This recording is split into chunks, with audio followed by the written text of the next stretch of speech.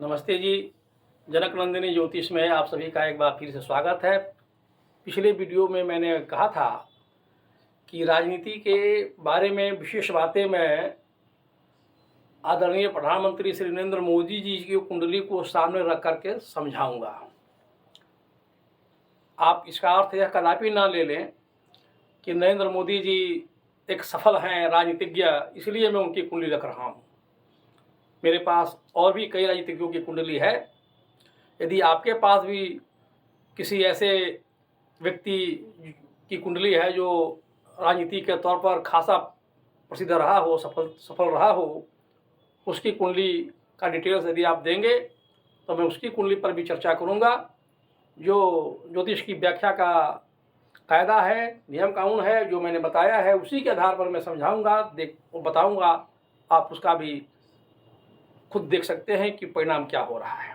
तो नरेंद्र मोदी जी की कुंडली 17 सितंबर 1950 11:01 मेहसाना उस हिसाब से बनती है। भाव चरी चक्र, चंद्रमा लग्न में है, मंगल द्वादश भाव में है। दसम भाव जो प्राइम हाउस ऑफ पॉलिटिक्स है, राजनीति का सबसे प्रमुख भाव दसम भाव है, उसमें आप देखेंगे 5 ग्रह बैठे हुए हैं। सूर्य, बुध, शनि, केतु और शुक्र बैठा हुआ है। देखिए, कोई भी ग्रह किस भाव से कैसे जुड़ता है। अगर आपने मेरा पिछला वीडियो देखा होगा तो मैं बार बार बोलता हूँ कि जो ग्रह जिस भाव से जुड़े उसी का वो रिजल्ट देगा। ग्रह कैसे जुड़ते हैं, अब आप देखिए 10वें भाव में 5 ग्रह बैठ गए तो ये पांचों तो जुड़ ही गए। दूसरा नियम है कि यह जो 10वें घर में 5 ग्रह बैठे हुए हैं, जन्म के समय बाकी जो 4 ग्रह रह गए उनमें से जो भी इनमें से किसी के नक्षत्र में बैठा होगा वो भी उस भाव का सूचक होगा, सिग्निफिकेटर होगा, उसको हम भी बोलेंगे वो जुड़ा हुआ है। इनकी कुंडली को आप देखिए, ये लिस्ट है कौन सा ग्रह किस किस भाव से जुड़ा हुआ है। जो पद्धति मैं बता रहा हूँ, समझा रहा हूँ, यह कृष्णमूर्ति पद्धति है, केपी पद्धति है, वैदिक ज्योतिष नहीं है। वैदिक ज्योतिष और केपी पद्धति में क्या मूल अंतर है? वैदिक ज्योतिष केवल राशि को देखता है, नक्षत्र को नहीं देखता ज़्यादा। और यहाँ सारा खेल नक्षत्रों का है। वैदिक ज्योतिष में राशि को 9 भाग करते हैं तो 9 मांस, लेकिन कृष्णमूर्ति पद्धति में नक्षत्र का ही 9 भाग कर देते हैं, उसको बोलते हैं उप नक्षत्र। उसी के आधार पर सारा कुछ निर्भर है। आप देखेंगे कि सूर्य के सामने 10 10 10 10 लिखा हुआ है। कोई भी ग्रह कितना बलवान है या जिस भाव से जुड़ा हुआ है उस भाव का रिजल्ट कितना प्रतिशत देगा, उसे 4 भागों में बांटा गया है। हमने समझाने के लिए ए बी सी डी 4 भाग कर दिया है। ए का मतलब यह हुआ कि जो भी ग्रह का नंबर, ये कुंडली में 12 भाव होते हैं, उन्हीं 12 भावों का ये नंबरिंग है। इससे आसानी से पता चल जाता है कि मेरी कुंडली में कौन सा ग्रह किस भाव का रिजल्ट देने वाला है, क्या देने वाला है। दशा में आएगा तो दशा में आए, अंतर दशा में आए, प्रत्यंतर दशा में आए, सूक्ष्म दशा में आए। जैसे मोदी जी कुंडली में सूर्य का रिजल्ट देगा तो सबके सामने 10 लिखा हुआ है, ए भी बी सी डी में ही। ए का मतलब strongest significator of the house, उस भाव का सबसे मजबूत सूचक है। समझाने के लिए प्रतिशत में बांटिए तो ए का मतलब 100% रिजल्ट देगा, बी 75, सी 50 और डी 25% रिजल्ट देगा। मतलब जब दशा अंतर प्रत्यंतर में सूर्य चलेगा तो सबसे पहले 10वें भाव का फल। अब संयोग इनके कुंडली में ऐसा है कि सूर्य सब में 10 लेके बैठा हुआ है। दूसरे में आप देखिए, मंगल को देखिए, सबसे पहले चौथे भाव का रिजल्ट देगा, फिर 12वें भाव का, फिर दूसरा, 5वां का, फिर पहला और छठा का। यही नियम है। आप देखेंगे कि इनकी कुंडली में सबसे ताकतवर ग्रह सूर्य है। आप देखिए मोदी जी सूर्य की भांति चमक रहे हैं कि नहीं, पूरी दुनिया में डंका बजा कर रखे हुए हैं। नरेंद्र मोदी जी जब पहली बार राजनीति में आए, डायरेक्ट मुख्यमंत्री बने, तो शुक्र की महादशा में जैसे ही शनि की अंतर्दशा चली 1998 से 2001 तक रही, सितंबर 98 में शुरू हुआ था, नवंबर 2001 तक रहा था, उनको सीधे सीधे मुख्यमंत्री बना दिया गया। आप देखिए शुक्र के सामने भी 10, 10, 7, 12, 7, 12 लिखा हुआ है, शनि के सामने 10, 10, 10, 3, 4 लिखा हुआ है। 10, 10 इसमें भी 10 इसमें भी, तो 100%, 75% सब पड़ा हुआ है, अचानक वो बन गए। उसके बाद पीछे मुड़कर उन्होंने नहीं देखा। अब ऐसे लोगों को यदि राजनीति में सफलता न मिले तो किसको मिले? आज की डेट में नरेंद्र मोदी जी की कुंडली के अनुसार मंगल की दशा चल रही है। मंगल में तो 10 नहीं है। आप लोगों को मैं बता दूं, मैंने बीटीआर क्यों किया, क्योंकि जैसे ही टीवी पर न्यूज आया कि श्री नरेंद्र मोदी जी ने जो कृषि कानून लाया था उसको वापस कर दिया, तो ईश्वर की कृपा से जो भी मुझे ज्ञान है, हमने देखा, सोचा कि इसका मतलब कि मंगल की महादशा इनकी आरंभ हो गई। अब बराबर तो मैं देखता नहीं था किसी का, जब हमने इनका कुंडली खोली, हमने मेरे सॉफ्टवेयर में डाला हुआ है, तो देखा कि सचमुच में आरंभ हो गई। क्योंकि मंगल 10वें घर से जुड़ा हुआ नहीं था, इसीलिए उनको पीछे कदम हटाना पड़ा। देखिए ज्योतिष में एक सबसे सूक्ष्म बात है कि हर भाव अपने आगे वाले भाव के फलों को रोक देता है। राजनीति में सफलता के लिए सबसे पहले पहला भाव वह व्यक्ति जिसकी कुंडली है। तो देखिए मंगल के पास 12 नंबर है कि नहीं, तो 12 तो टोटल संख्या है, 1 से लेकर 12, तो 1 के पीछे 12 पड़ जाता है। ये पहला भाव है, 12वां भाव इसके पीछे है। मोदी जी को विवश कर दिया कि आप अपने कदम पीछे हटाइए। छठा भाव विरोधी में भारी पड़ना, मंगल में देखिए 5 है कि नहीं, तो विरोधी पे भारी नहीं पड़े, छठा भाव को रोक दिया। छठा भाव से विरोधी में भारी पड़ते हैं। मंगल 5 लेके बैठा हुआ था, इसने 6 को रोक दिया, मतलब विरोधी इन पर भारी पड़ गए, इसलिए कदम पीछे खींच लेना पड़ा। यही है मूल बात। अब आप देखेंगे कि इनकी कुंडली में सारे 2 ग्रह को छोड़ करके, मंगल और बृहस्पति, ये 2 ग्रह को छोड़ करके सारे ग्रह, 9 ग्रह में से 7 ग्रह 10वें भाव से जुड़े हुए हैं। 10वां भाव भी name and fame, success and glory का है, अद्भुत सफलता का है। आप देख सकते हैं इसमें गुरु की एक खासियत है, भले ही गुरु 10वां भाव से नहीं जुड़ा हुआ है, लेकिन बृहस्पति जहां गुरु बैठा हुआ है, चौथा भाव है, जनता का है, जनता।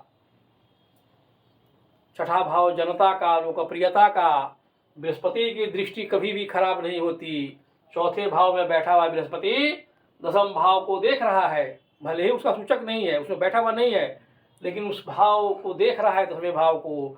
तो बृहस्पति को भी मान सकते हैं कि 10वें भाव से वो जुड़ा हुआ है, इनडायरेक्टली जुड़ा हुआ है।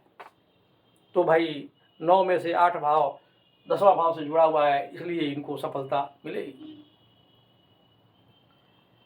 मुझसे बिहार के एक राजनीतिज्ञ ने इस बात को पूछा था कि नरेंद्र मोदी जी इतना सफल क्यों है, तो मैंने उनको समझाया था कि 10वां भाव कीर्ति, अक्षय कीर्ति, यश, मान, पद, प्रतिष्ठा, सफलता में भी शिखरता। 10वां भाव भी मुख्य भाव प्रोफेशन का है। यदि राजनीति को ही अपना प्रोफेशन बना ले तो ऐसा व्यक्ति जिसकी कुंडली में 10वां नंबर कई ग्रहों से जुड़ा हुआ होगा, वो अद्भुत सफलता प्राप्त करेगा। इसका प्रमाण नरेंद्र मोदी जी की कुंडली है। और जिस व्यक्ति ने सवाल किया था उसकी कुंडली में ऐसा नहीं था। उनकी कुंडली में 1 नंबर ज़्यादा ऑपरेट हो रहा है, 6 नंबर ज़्यादा ऑपरेट हो रहा है, 9 नंबर ज़्यादा ऑपरेट हो रहा है। और मैंने बताया कि 1 नंबर व्यक्ति जो चाहेगा वो कर लेता है, तो कर लेते हैं वो भी। लेकिन जो यश, जो मान, इसको बोलते हैं राजनेता। राजनेता वही बनेगा जिसकी कुंडली में 10 नंबर सबसे ज़्यादा ऑपरेट हो रहा होगा। अब आपको जिज्ञासा हो सकती है कि अगर ऐसी ही बात है तो भाई 2024 में चुनाव है, क्या हो सकता है? तो मैं आप लोगों को जस्ट जानकारी के लिए बता दूं कि जब 2024 में चुनाव होगा उसमें मंगल की महादशा रहेगी और 20 अप्रैल को शनि की अंतर्दशा प्रवेश करने वाली है। मैंने अभी कहा कि जब पहली बार राजनीति में मोदी जी आए उस समय शनि की अंतर्दशा आरंभ हुई थी, जो 2018 के 1998 के सितंबर से आरंभ हुई थी और नवंबर 2001 तक रही थी। इस बार जब पुनः चुनाव है फिर शनि की ही अंतर्दशा आ रही है, जो 20 अप्रैल से आरंभ होगी और जून 2025 तक रहेगी।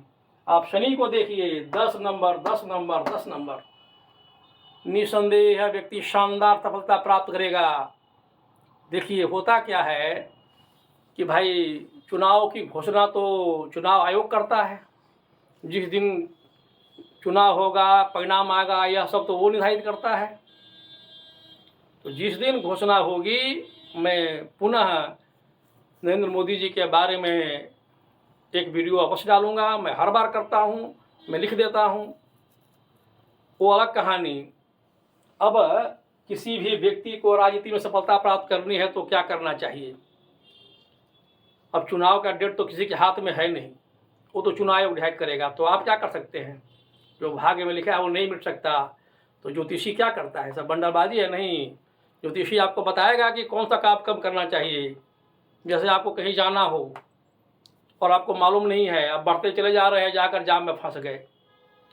अगर किसी ने बता दिया होता पहले कि भाई इधर से मत जाओ वो रोड जाम है, तो नहीं जाते, दूसरा रास्ता अपनाते, नहीं जाम में फंसते। कोई कोई ऐसे भी होते हैं कि अच्छा जाम कितना देर तक रहेगा, छूट जाएगा, चले जाते हैं। अब जाते हैं तो फंस जाते हैं, ना आगे जा रहे हैं ना पीछे जा रहे हैं। ज्योतिषी भी यही बताता है कि भाई कौन सा काम कब शुरू करोगे तो अच्छा रहेगा, क्योंकि कुंडली बनती ही है टाइमिंग के आधार पर। ठीक है, चुनाव आयोग घोषणा करेगा, 18 तारीख को चुनाव होगा, रिजल्ट आएगा, उसमें आप कुछ नहीं कर सकते। लेकिन जो हम आवेदन देते हैं, नामांकन करते हैं, वो तो मेरे हाथ में है। 1 सप्ताह 10 दिन का समय मिलता है, तो उसी 1 सप्ताह से 10 दिन के समय में जो आपकी कुंडली के अनुसार सबसे बेहतरीन संभव हो उसी दिन कीजिए। उसके बाद आती है टाइमिंग का, कितने बजे करें। कुंडली नहीं है तो भी कोई फर्क नहीं पड़ता, आज क्या होगा वो चंद्रमा डिसाइड करता है। तो जिस दिन नामांकन करना हो, चंद्रमा की स्थिति को देखते हैं कि चंद्रमा कब 10 नंबर से ज़्यादा जुड़ा हुआ है या 6 नंबर से जुड़ा हुआ है, तभी अगर उसी समय कर दिया जाए नामांकन, वो व्यक्ति हर हाल में चुनाव जीत जाएगा। देखिए तीसरा भाव, और दूसरी बात है, किसी किसी को पार्टी का सिंबल नहीं मिलता है तो किसी को पार्टी का सिंबल छीन लिया जाता है। नामी गिरामी व्यक्ति तो क्या करते हैं कि हमको पार्टी ने टिकट नहीं दिया, निर्दलीय लड़ जाएंगे। तो जब तीसरा भाव ऑपरेट होता है किसी भी व्यक्ति कुंडली के अनुसार तो उसको टिकट मिलती है। Third house, go for election, party का सिंबल। लेकिन यदि आपने जब नामांकन किया उस समय 5वां भाव, 7वां भाव और 9वां भाव ज़्यादा ऑपरेट हो रहा है, तब आप चुनाव हर हाल में हार जाइएगा। क्यों हार जाइएगा भाई? क्योंकि मैंने कहा हर भाव अपने आगे वाले भाव के फलों को रोक देता है। तो 7वां भाव विरोधी का, आपका प्रतिद्वंद्वी का, जिसे आप चुनाव लड़ने जा रहे हैं, और जब आपने नामांकन कर दिया उस समय 6ठा भाव था ही नहीं, और 6ठा भाव भी 7वां को रोकेगा, यानी आपके विरोधी को हरा देगा। और गलती से ऐसे समय पे हो गई कि 6ठा के जगह पर 5वां हो गया तो आप खुद हार जाइएगा, क्योंकि जो विरोधियों की हारने की ताकत थी वो आपका जीरो हो जाएगा। 100 रुपया पैसा खर्चा किया हुआ पानी में मिल जाएगा। आप गाली देते रहिए, कितना भी ताकत लगा लीजिए, कभी कभी तो 1 वोट से भी लोग चुनाव हार जाता है।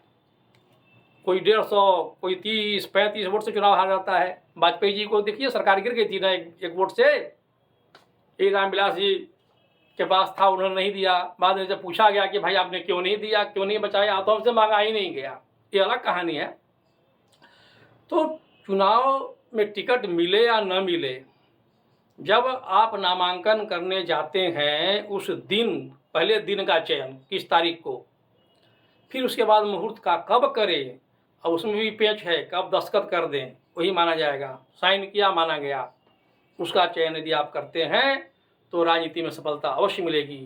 यदि आप टिकट के लिए लगे हुए हैं लेकिन आपकी कुंडली में 10,000 के अनुसार थर्ड हाउस नहीं ऑपरेट हो रहा है, मतलब ऐसा ग्रह दशा में है ही नहीं जो तीसरे भाव से जुड़ा हुआ हो, कभी भी आपको टिकट नहीं मिलेगा।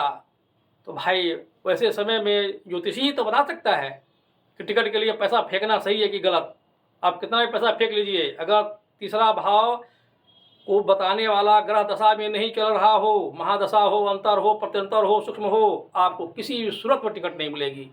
तो जब मालूम पड़ेगा कि आपको टिकट मिलना ही नहीं है तो क्यों खर्चा करें फालतू का।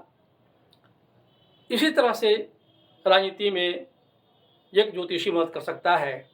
यदि आपको मेरा वीडियो अच्छा लगा तो उसको लाइक कीजिए, शेयर कीजिए और सब्सक्राइब कीजिए। धन्यवाद।